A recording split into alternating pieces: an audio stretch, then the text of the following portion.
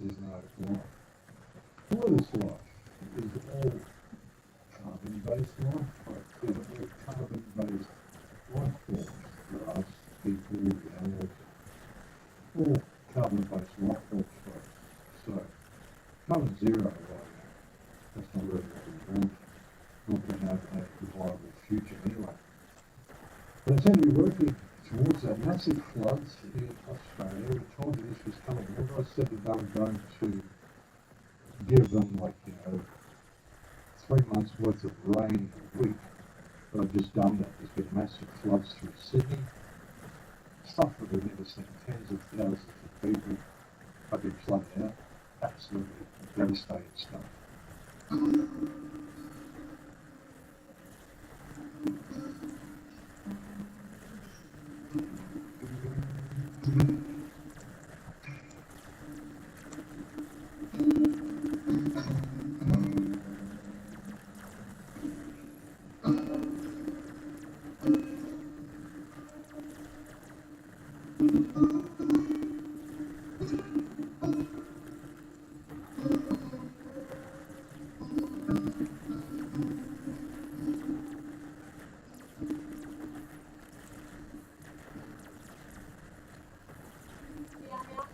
Dangers on multiple fronts: flash flooding, riverine flooding, and coastal erosion.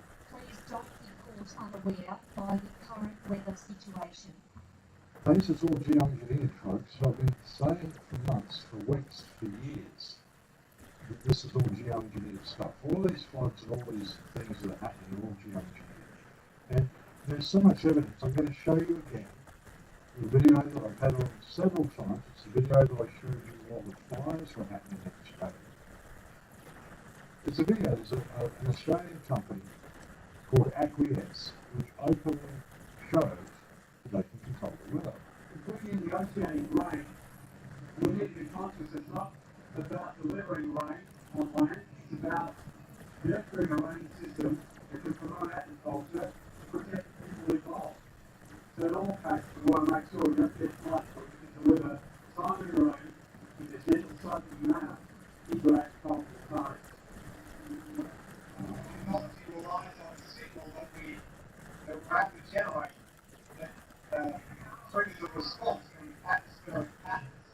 So we're able to observe this using satellite meteorology, extensively available now. So everyone has got access to broadband internet. But we're able to utilize that signal sent in sequence to generate a incremental deviation in the flow path of these oceanic atmospheric rivers. So the source is the ocean, of course. The vapor, reciprocal moisture flow is in the atmosphere. The winds drive this with pressure systems adjusting the path of least resistance. But our technology is able to interface that and hack into it, if you like, and make some micro adjustments to allow deviations to occur in the flow pathway. This is how we broke the drought in Australia in 2005. This is how we put out the fires in Victoria from Black Saturday in 2009. This is how we delivered rain in the desert in Saudi Arabia in 2007. It snowed for the first time in history in 2004 in the United Arab Emirates. Which I've shown you is the basis of sparklers. So it's incendiary. So when it dries and it soaks into the leaves on the ground, then you get these terrible fires come through. And I can tell you all this is about climate change and global warming, but it's not. It's all done by them. It's all done through the cloud seeding and through the spraying that's going on in the skies. Now, a lot of it, again, is about breaking down the supply chain. I cannot stress this enough. I've been warning people to start stocking up on food for 2 years now, and they're really breaking things down, folks. They really, really are. We've got people in Australia now lining up for food parcels, which is something that you just don't see in Australia. Thousands of desperate Melbourne families have queued for hours to access free food hampers as the rising cost of living is no fair. Charity Food Bank today set up drive-through outlets to meet the surging demand. The traffic jam of desperation has cars queued for hundreds of metres to access the entrance of food bank outlets in Epping and Dandenong. Powerful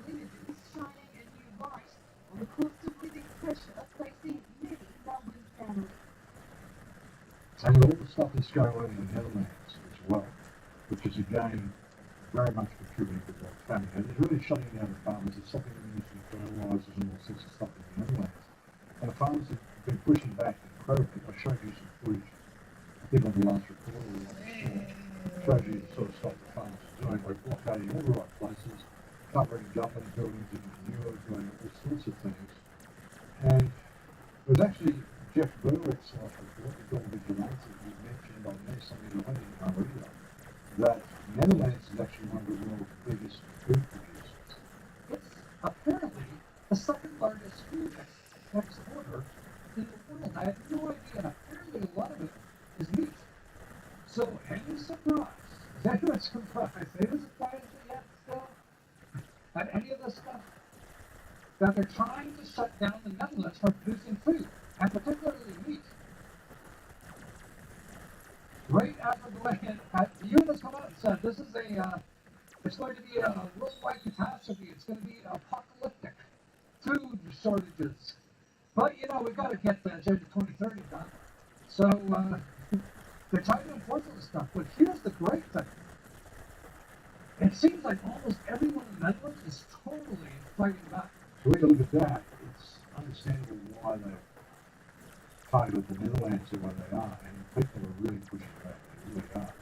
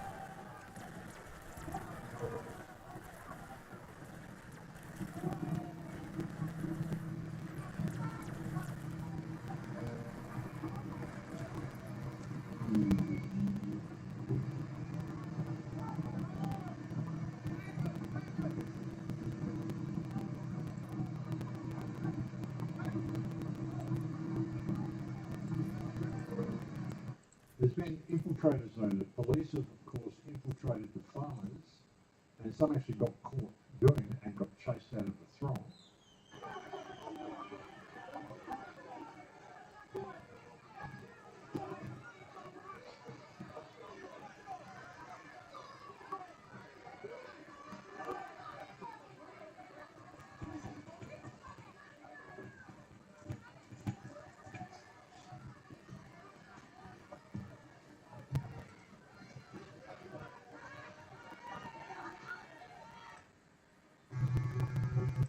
Well, I've been warning you of this for the last 2 years.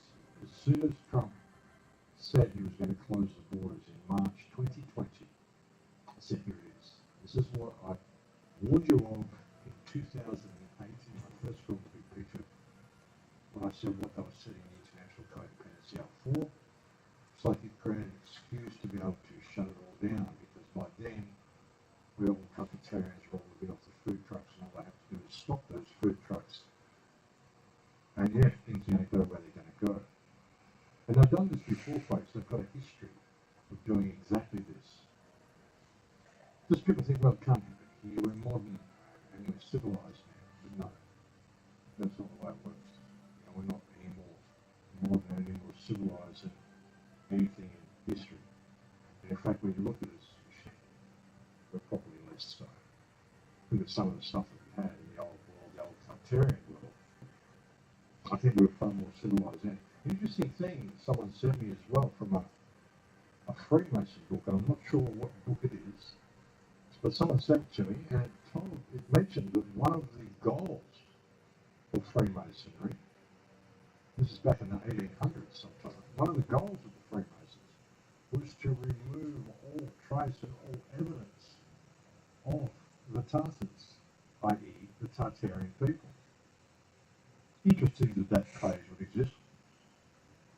But yeah, massive food shortages, massive problems coming. Oops, power tools. I might move away from this area. Sorry about that, folks. Working on the buildings here. There's still pushing this whole transgender thing that I've been warning you of as well, and focusing on a lot.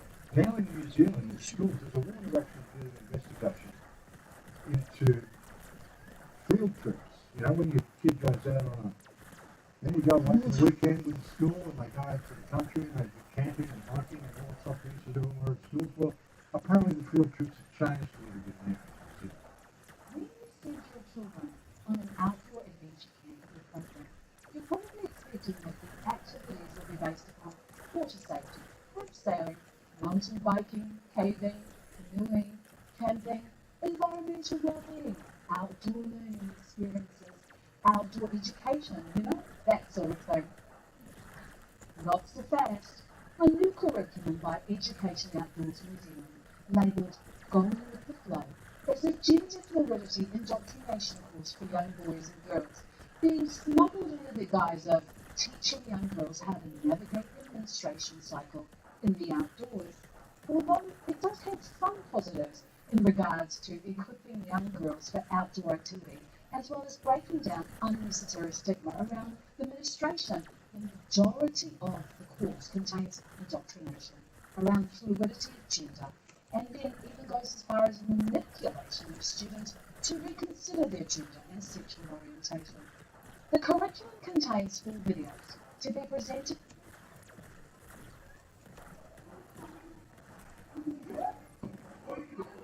content, beginning with the 4-part video series. Within the first 30 seconds of the first video, we have a biological woman describing what waiting for her period was like. Let's see how she helps settle the possible apprehension of young girls. It was just like waiting for it to be saved, like this is not supposed to be, which I guess is quite a unique experience maybe to trans and those people who are assigned female. This course is claimed to break down the stigma and negativity around periods and equipping girls to tackle life head-on, regardless of if they're on their period or not. But then another thing is how getting a period as a woman with gender dysphoria can be described as doomsday. This messaging could prompt girls to connect the dots and think, if I'm worried about or nervous for my period, perhaps it's because I'm not meant to be one, because I'm actually meant to be a man. This couldn't be further from the kind of messaging that young 10 and 11-year-old girls need. And if you thought it would be only gender ideology being pushed to 10-year-olds, there's plenty of critical theory. This is part of the intro for all 4 of the videos. Nature is inherently inclusive, but some of our culture surrounding it is not. False beliefs, negative perceptions, and a lack of support in education mean that some people who menstruate don't get to enjoy Papapuan food, and all she has to offer. All she has to offer? She? Unfortunately, this contradicts a later claim about nature being genderless, but we'll keep going. Here's the more critical theory. Please let me know what this has to do with helping young girls' manners with their periods outdoors. Colonial history has meant that stories of discovery and adventure have mostly focused on the experiences of white men.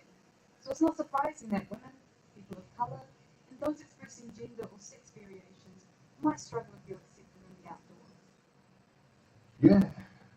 Sending kids out with gay teachers that are teaching your kids to be gay and teaching your kids to desexualize themselves. Because that's what happens when you turn transgender. There's no such thing as transgender. You cannot transition from one gender to another. You can mess yourself up. You can take hormone blockers. You can take testosterone supplements if you're a woman. You can grow a beard and your chest hair. And you can completely mess yourself up and become sterile. That's not becoming a man. That's just turning yourself into a freak. And it's the same with guys who do this, and they try to do these transitions. They're not transitions, folks. You ever become a woman, and a woman can never become a man, and that's simply the way it is. You know, and when they're teaching it to these kids this young, they're basically desexualizing your kids. So by the time they hit puberty, they're all going to be sterilized, and you're going to be so sexually confused that they're not going to know what they are. So when you're a kid, when you're 5 years old, you're 6 years old, it's not, sure, you've got a notion of what sex is. Yeah, boys are different from girls, you know, but it's not a sexual thing, you know. Sure, there's boys and girls, but it's not a sexual thing. You're not thinking about that. And they're trying to get kids to focus on this and mess themselves up and, you know, promote sorts of, they do it through movies, through all sorts of things, so they can promote this gender neutrality and promote gender confusion. You know, you got the health officer in the United States. I mean, the chief health officer in the United States is this mentally confused drag queen that thinks it's a woman. This is what you get, folks. You got ministers, just everyday ministers in Biden's office coming to, you know, guys coming to work in lipstick and long red evening gowns. These are the people that are running the United States, folks, and you wonder why this sort of thing's happening. I mean, you know, take a look at what's going on. It's crazy. Okay? Pushing the jab, pushing everything they're doing. Saying there's a new wave now in Australia. Discussions are right now underway about reintroducing mask mandates as Australia battles a new wave affected with new variants. Hospitalisations from the virus are nearing peak levels, and Radeon should expect a spike in cases in coming weeks. We're on the cusp of a new wave, this time with new COVID strains. BA4 and 5 have just become the dominant virus strains in Queensland, and it's got experts very worried. This one might be more capable, of course, in deeper lung infections. These variants evade immunity, which means you could catch it even if you had COVID recently. If you had COVID recently, you've been thinking that you're not going to get it again, you've got protection from that, but that's now no longer the case. New wave, yeah, of course there's a new wave. There's always a new wave. There's always going to be a new wave. We always told you there was going to be wave after wave after wave. And in response to this, of course, Daniel Andrews, or Danny Hunchcraft, has extended the pandemic, extended the guidelines and the state of emergency now to October 12th. And they're saying that little Danny Hunchcraft is also set to be re-elected with pretty much a landslide, which goes to show that they've just rigged the upcoming Victorian election. They're going to read all these elections. You know, yeah, I mean, how did this guy get back in power? No, he really hates it. He's the most hated man in world history, just about. You know? And we see our Prime Minister as well, the Prime Minister of Australia, has gone off for a photo op with the gay comedian, President, Prime Minister, whatever you call him, of Ukraine.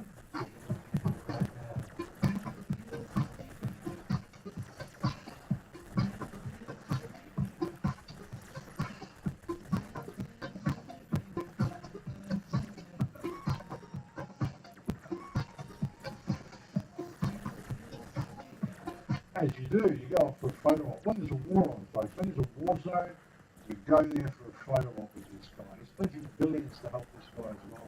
Or they're giving flood victims like, you know, $500 compensation.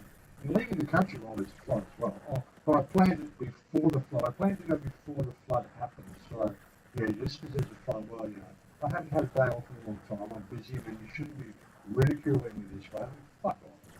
Fuck off. It's such a theatre show. What are you going to see this war on for anyway? It's such a theatre. Notice how Zelenko, or whatever his name is popping up everywhere. Zelensky. He's just popping up everywhere. Everyone's going there to get a photo op with Zelensky.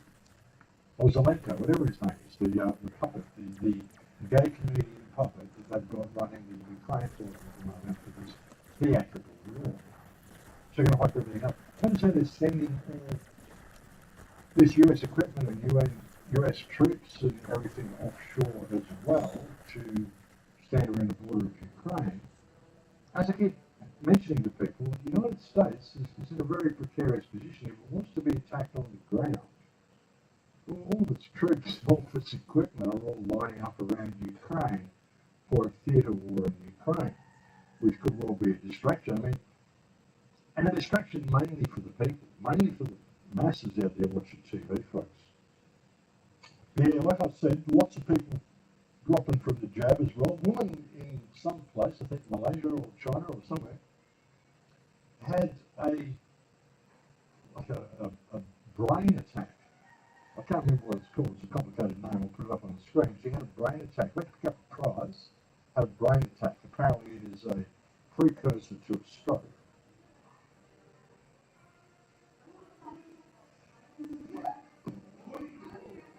Yeah, not a good look.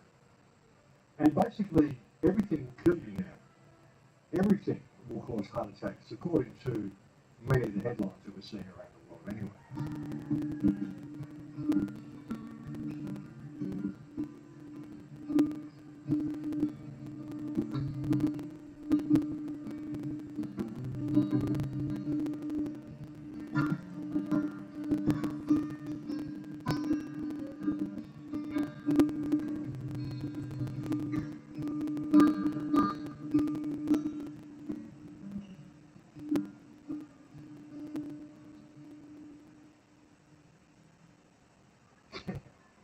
Solar flares, going to sleep with the TV on,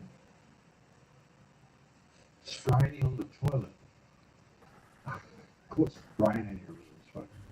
Look what happened to Elvis. Right. Oh my God, it's just, yeah.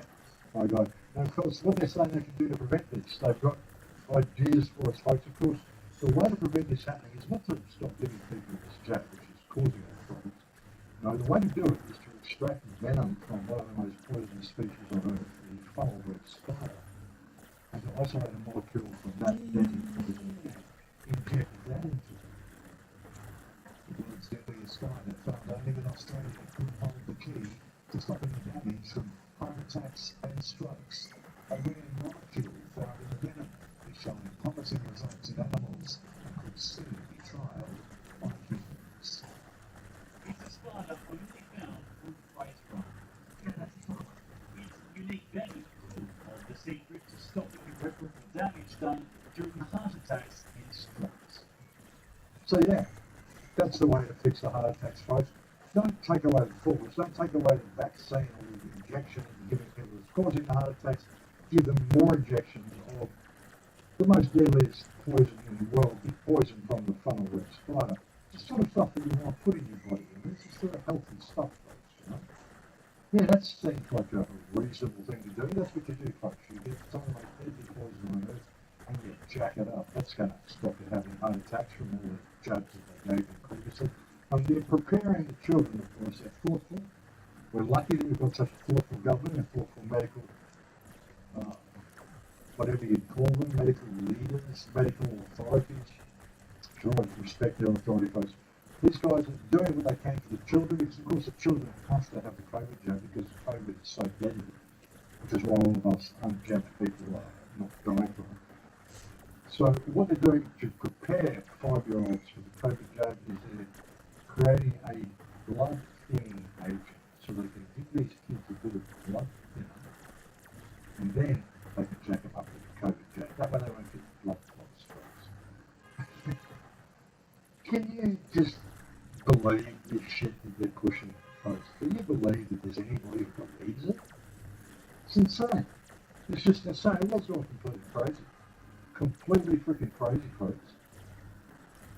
But yeah, they've extended the Pandemic Act in Victoria because they say COVID still poses a serious risk to the community and to the state at large. I say that's complete bullshit. The politicians and Daniel Andrews' government actually poses a serious risk to the security of people in the state of Victoria. Not the virus, it's the politicians. And yeah, like I said, he's set to be re-elected. And all this is a distraction. I mean, so much stuff that they're putting out there, even the lockdowns, all this shit. I mean, it's to prepare you for the breakdown of the food chain. That's why people have got to start ignoring all this to get back on with being human again. Get back on with growing food. Just get back on with supporting the farmers and doing what you can to keep this food chain up and running. Otherwise, you're going to be eating bugs, folks, like that butcher too. We've got, what was it, Angelina Jolie eating tarantulas and feeding tarantulas to her children. Now we've got Nicole Kidman going on there and saying how great bugs are. I'm Nicole Kidman, and I am going to eat 4-course meal of bugs. eating micro livestock hormones. They're still alive. Mm. Very moist, chewy. Can't quite describe the flavor. But let's try the second glass, shall we? Just a little side note. 2 billion people in the world eat fuzz, and I'm one of them. So here we go. Some meanwhile. I'm telling you, I've been a survivor. That is a fruity taste. I recommend it. Here we have. Oh, crickets. Oh, nothing. Oh, awesome. Like nothing you've ever tasted. Like a hairy nut. And now, for dessert, the fried grasshopper. These are exquisite grasshoppers. I recommend them for anyone. God, she's an evil fucking bitch, that woman. She's just so evil and so programmed. Of course, you know, programmed and brainwashed because, you know, the victim of massive child sexual abuse herself when she was younger. Her father was a known pedophile. I think he died in Thailand, or committed suicide in Thailand. Something happened to him in Thailand anyway. Probably over there molesting kids.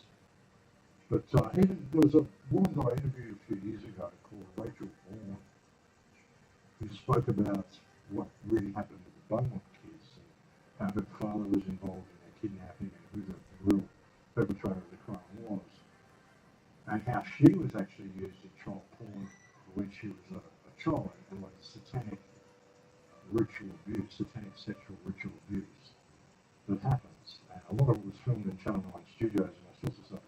And how Nicole Kidman's father and Nicole Kidman was present at a lot of the ceremonies. Nicole Kidman was subject to this abuse herself, which is when she was very young, like 8 or 10 years old or something.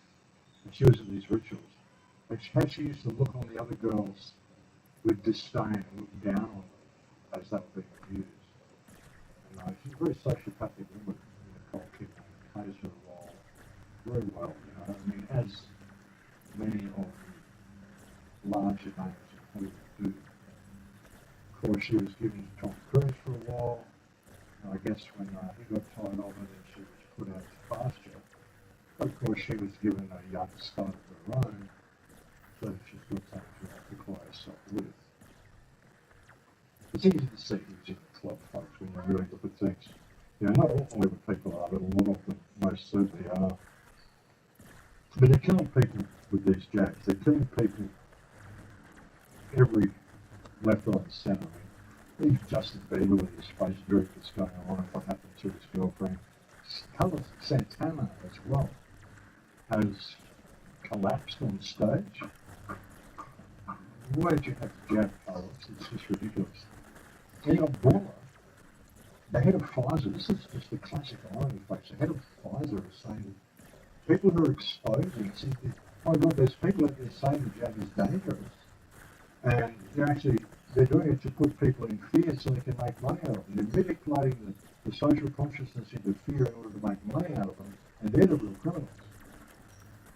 People that make money out of that by playing with the emotions of these people are creating a whole conspiracy theory, and they are trying to basically benefit from this fear of it. And this is what the criminals. Remarkable. Put everything backwards, because then you've got Baller, who has been manipulating the public consciousness and putting them in fear of this virus in order to make billions from selling this jab to people. And incidentally, he was refused entry to a country recently because he wasn't fully vaccinated. And he's made billions out of selling fear to people and telling them to get this jab. And he's not even fully vaccinated. That shows how much in fear of the virus he is. Of course, he's not fully vaccinated because he doesn't look like anybody else's vaccine. He doesn't look like he's jumping in the queue. Come on, it's been 2 years, mate. 2.5 years, why aren't you fully jabbed? You're the one who said this was so dangerous and produced this miracle cure. I think you should be jabbed. We should get you down. We should jab you right now. Do it all in a week and give you all your boosters. You've got to have 4 boosters or something now. Carrie Chance in Australia. Is this woman still part of the health thing? I mean, how is she still the health minister? We just changed governments. How is she still there? How is Brad Hazzard and Carrie Chance got anything to do with governing health decisions at the moment? But if you look at a recent speech of hers and you just got to take out the relevant bits, she tells you exactly what the jabs are all about, folks. So we have started a new way. We need to make it clear that previously we did tell you to get 2 doses, and that was provide protection against COVID. But the virus has changed. So now with Omicron, the evidence is clear that we need 3, or in some cases 4 doses to provide the best protection against getting very sick. But they're not so good at protecting us getting infected in the first place. So we need to act now to slow the spread of the virus in the community. And I'm confident that as a community we can take those actions to slow the spread, as well as the individual actions of getting vaccinated, which fundamentally protects ourselves. This is important because when we have levels of sickness and absenteeism, it impacts on the broad community in terms of its access to goods and services, as we saw in January. So we all have a part to play. And by taking these simple steps, we can really slow the spread. And as I said, vaccination is key to that individual protection. But this is going to be a journey. It's actually a positive story that we have such good vaccines. Now, whilst for many protected by the vaccine, you don't need to be hospitalised or you won't die. You won't likely die.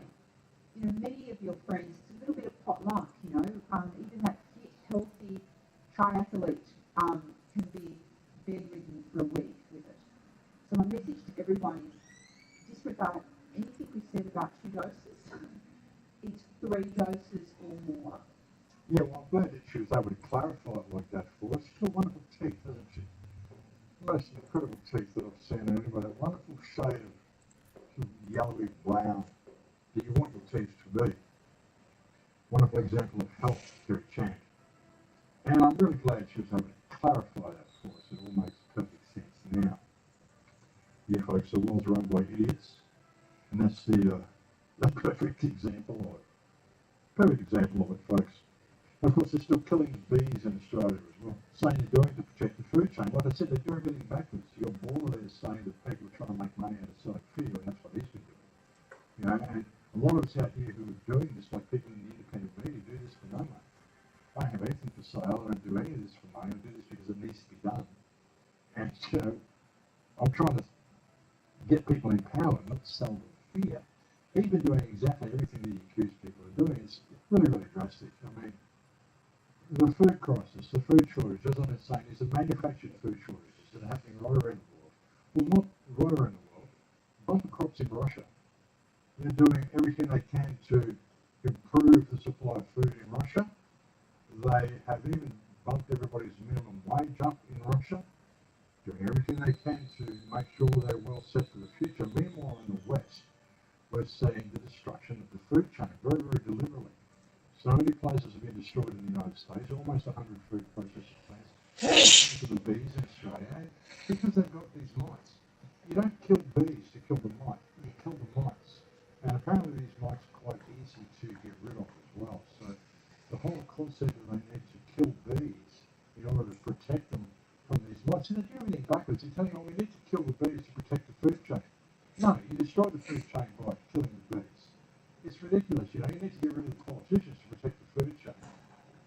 We got a long way to go because of inflation, because of, I call it, tax increase, because of gasoline, and all that grain is keeping from being able to get to the market.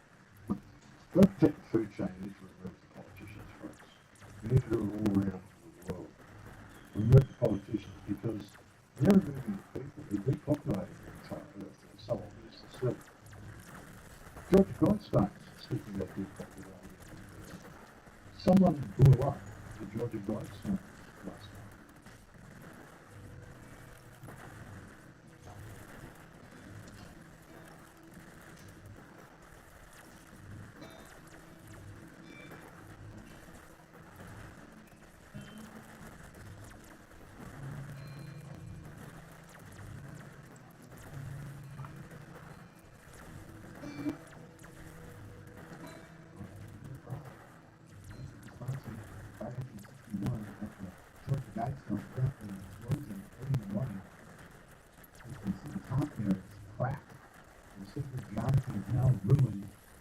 Interesting, about 4 o'clock in the morning, someone blew off the Georgia Guidestones. Unfortunately, they didn't collapse the entire edifice, only one column of it.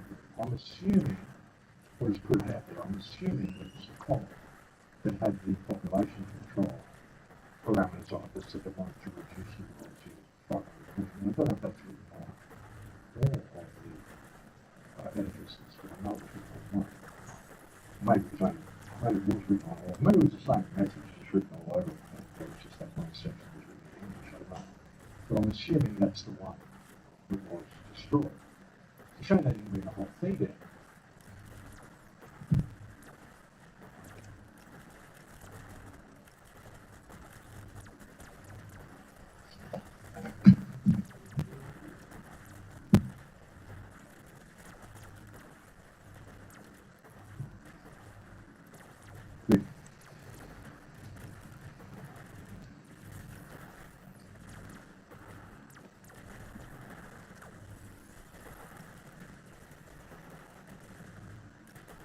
But yeah, interesting. People are beginning to see what's going on, folks.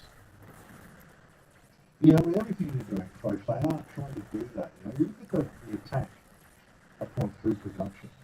All these different food facilities have been closed down in the United States. The situation in the Netherlands, they want the farmers basically to stop farming. And the Netherlands produces, like I said, 80% of the world's food exports come from the Netherlands.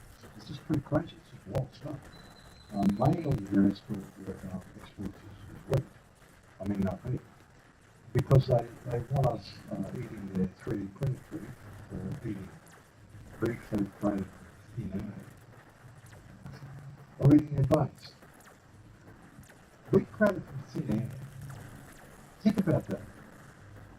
Now, if there was ever any type of evidence that this is actually video game, holographic reality.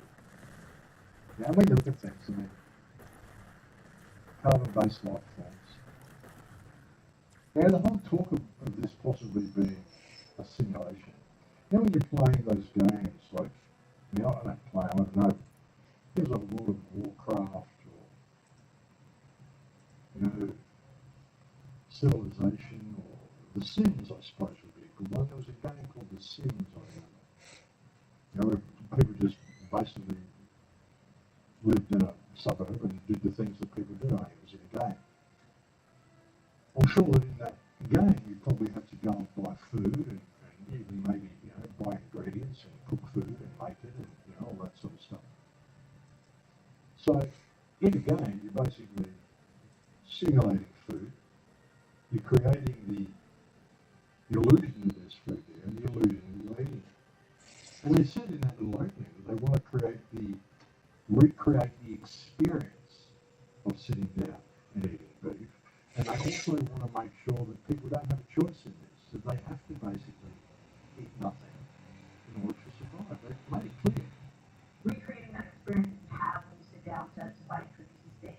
We want to make this something that's not really a choice. So they make it clear in that little section that she said that.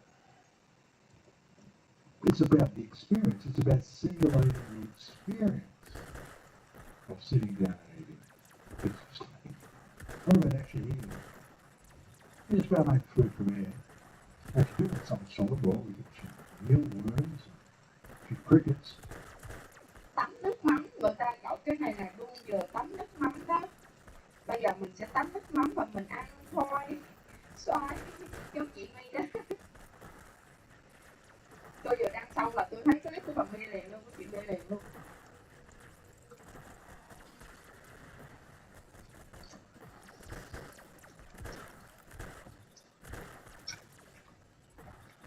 sau.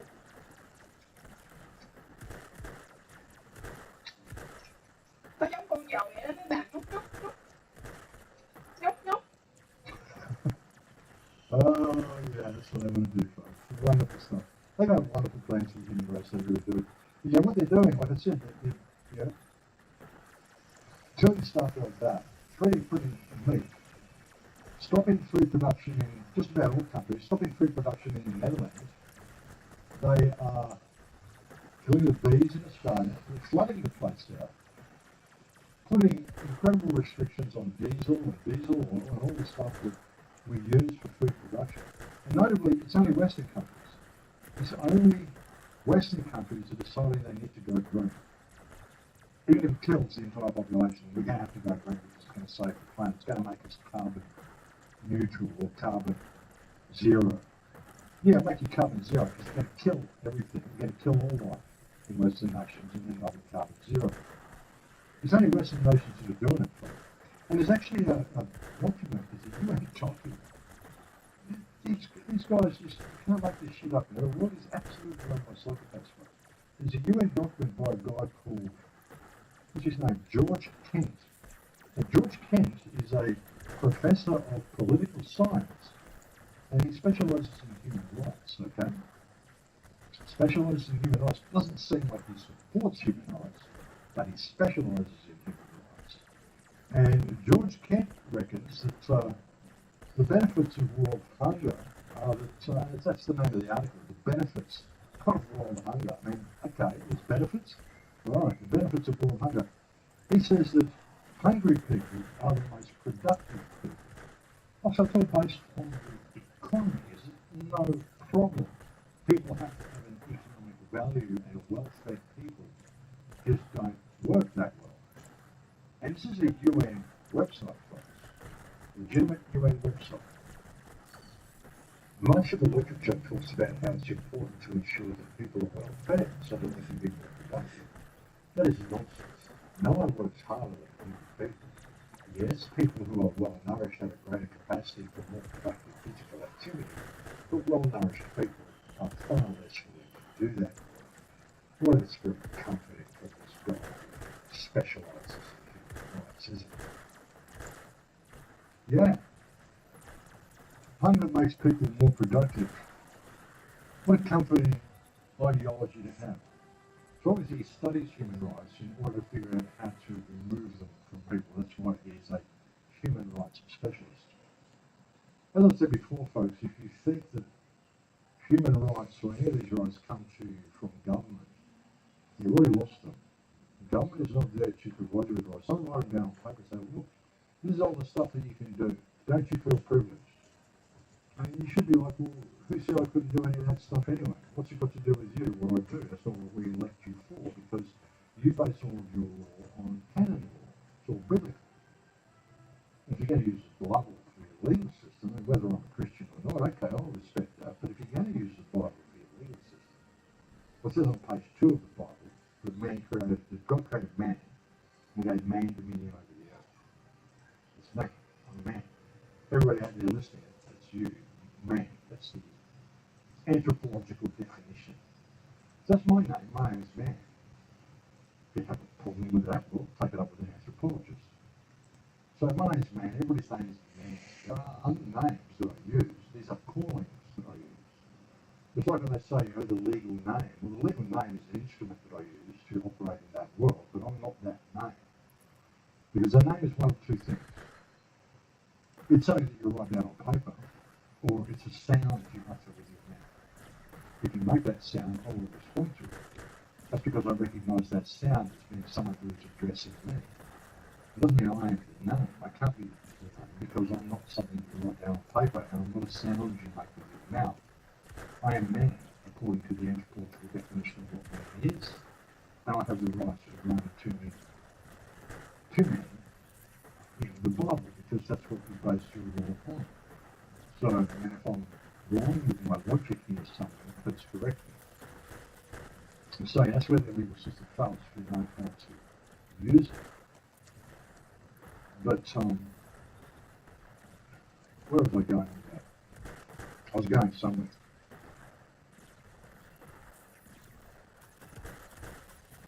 I don't know where it was. Was there something else I wanted to say? Probably not. I think I'm good.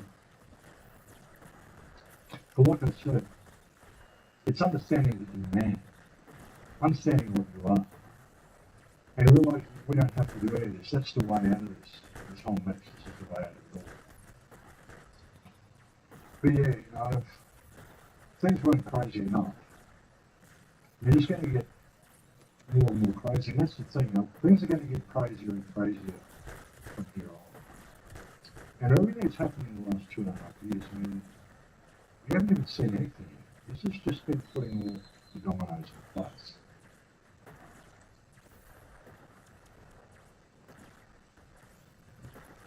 When they close the borders, when they weaponize the currency, because that's what they did when they froze Russia out of using the world reserve currency. They weaponized it. They created, you know, and see, a lot of people in the West, they think the United States is the world. People in America think that's the world. The world is the United States. The United States is the superpower that runs the world. They're the world police, and the world is the United States, or it's there for the United States. The United States isn't even all America.